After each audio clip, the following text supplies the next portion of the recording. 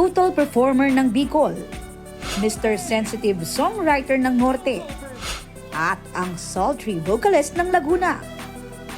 Mula sa 12 contestants na nagpasiklaban sa kantahan habang nakatago sa likod ng veil, sila ang itinanghal na winners ng Veiled Musician Philippines na napanood sa special episode ng All Out Sundays. Nang i-unveil, yan sina Thea Astley, Garrett Bolden, at Arabel de la Cruz.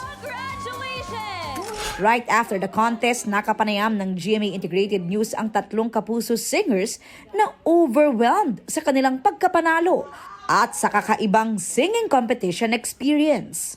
Parang first time ko yung ganong competition na yun. Talaga wala kang makikita, hindi mo makikita yung judges, hindi mo ma-express yung song physically. So parang sobrang one-of-a-kind experience siya.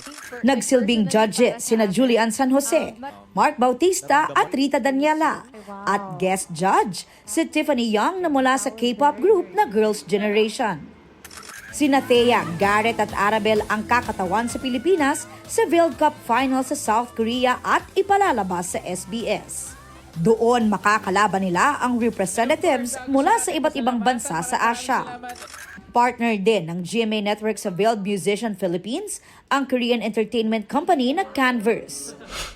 Ilan sa prizes ng mananalo sa finals, ang pagkakataong makapag-record ng K-drama original soundtrack at mag-appear sa South Korean music program na Inkigayo. Silang tatlo mga produkto rin ng Kapuso original reality singing competition na The Clash. Sobrang fresh lang nung grand finals na nangyari sa amin sa The Clash. So sabi ko, iba talaga si Lord. Grabe siya mag-surprise. Ang daming opportunity na mangyayari. And syempre, hindi namin sasayangin to. Kasi Pilipinas na yung re-represent namin. Lahat kami nag-ensayo ng mabuti.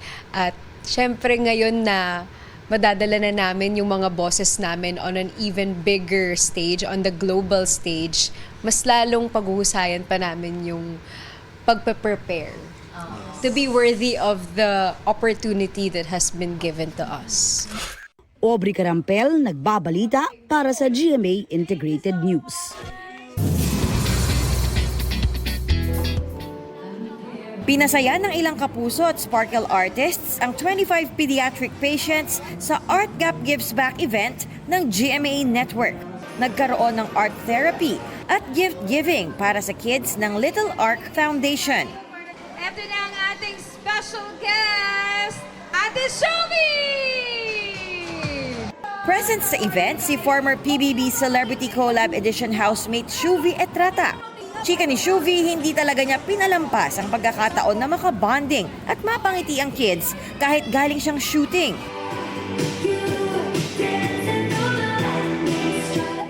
G siyang nakiselfie at nakihataw sa TikTok dance challenges together with Encantadia Chronicles Sangre star Cassie Lavarias, hating kapatid star Erica Laude at Rafael Landicho. May special song numbers din sina Kapuso singer John Rex at Mitzi Josh. Todo support din sa Art Gap Gives Back si GMA Network Vice President and Head of GMA Corporate Affairs and Communication Angel Javier Cruz at founder and president ng Little Ark Foundation Butch Bustamante. Shinare rin ni Shubs ang kanyang plans for Christmas. Uuwi ako. Doon yung family ko sa Mindanao. So, it's a nice way of giving back to my family.